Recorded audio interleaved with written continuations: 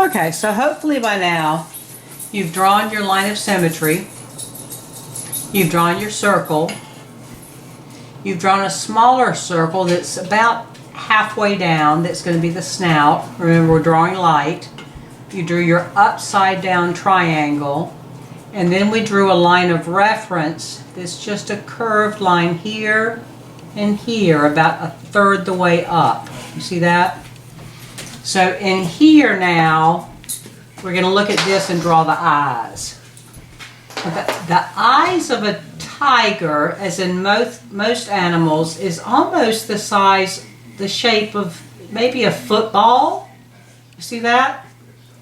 But in the middle of it is this beautiful circular pupil. So right here, I'm going to draw a circle for a pupil. It's not huge. It's just giving it an idea right at that line. See that? That's not going to be the eye, that's just part of it. So from there, I'm going to draw a top line down, a top line down. Gives him a little angry look, doesn't it? We don't want him to be too angry, but he's going to look like a tiger.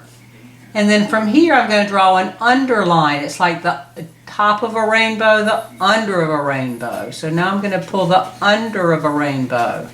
It's like a half semicircle, but at an angle, because we have that initial angle drawn. Now we have our two semicircles. From here, I'm going to distinguish what's what. In order for an animal to look alive, he has to have these little white spots in his eyes, because that shows that there's life, there's light, there's reflection, there's wetness. So I'm going to draw a little spot here, little spot here. I'm going to remember those are going to stay white. Then I'm going to take my pencil and I'm just going to shade in where I know that dark pupil is. You can go ahead and do that. Shade in where the dark pupil is, but keep that spot of light in there. See how this eye's starting to come to life? So this one, we want to bring this to life as well.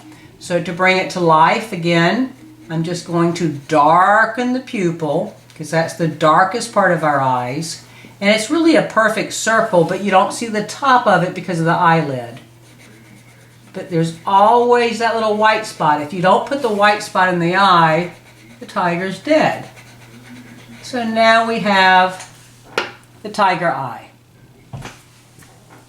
We're going to draw a little bit of shading here. Little bit of shading there. Pause this at any time so you can do your shading. And this is going to show the entire shape of that cat's eye. Now I'm going to go back and work on this nose a little bit. And instead of it being a complete upside down triangle, I'm going to kind of soften these edges, round them out a little bit. So now my edges are a little bit rounder. And it goes down just a little bit in the middle, so it's not quite a straight geometric triangle. It's kind of soft, turning it more into an organic shape. And it goes in where the nostrils are, and then we'll pull it back down again. So now it's more of an organic shape that started out as a triangle, a geometric shape. From here, I'm going to start defining the mouth.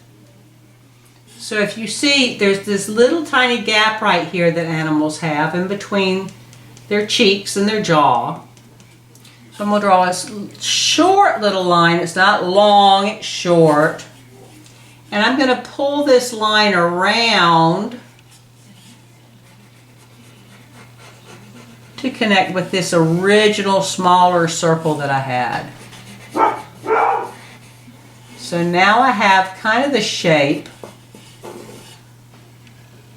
of the snout. I'm going to define the jawline a little bit because it's not a perfect circle.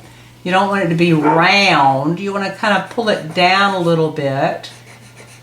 and square it off just slightly.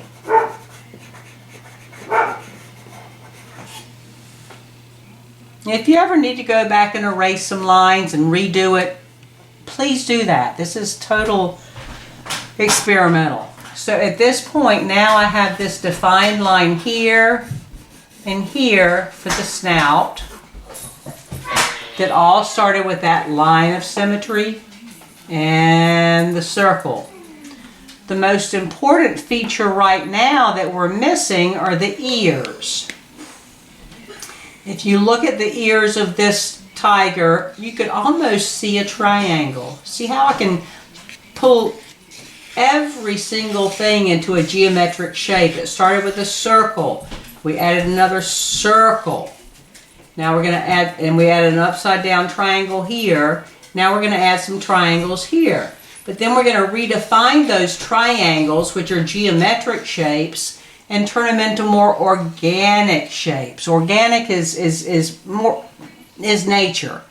So right here above the eye, above the eye, above the eye, I'm going to draw two triangles.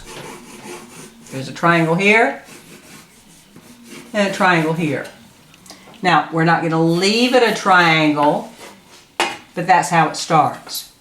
We're going to now turn that triangle into an ear.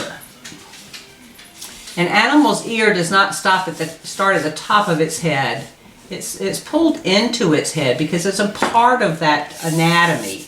So we're going to pull it into the head slightly, into that circle. This is the head, this is the circle, this is the ear. I'm going to pull it up and see how it's really big and pointed here? I don't want it to be that way. So I'm going to smooth that line out a little bit, curve it a little bit. I'm going to pull it back in. Again, I'm going to pull it into the head, the big triangle. I'm going to curve that ear. I'm going to pull it down and back into the head. And now I have the two ears. And here I'm just going to kind of define it a little bit by giving it just a little zip, zip, zip, zip, zip, zip. And then on the top of the head, I'm going to take the triangle that was here and pull it back down. The top of the ear, pull it into the head. Now you can see we're starting to look like a real wildcat. We're going to stop here for a minute and I'll be back. Love you guys.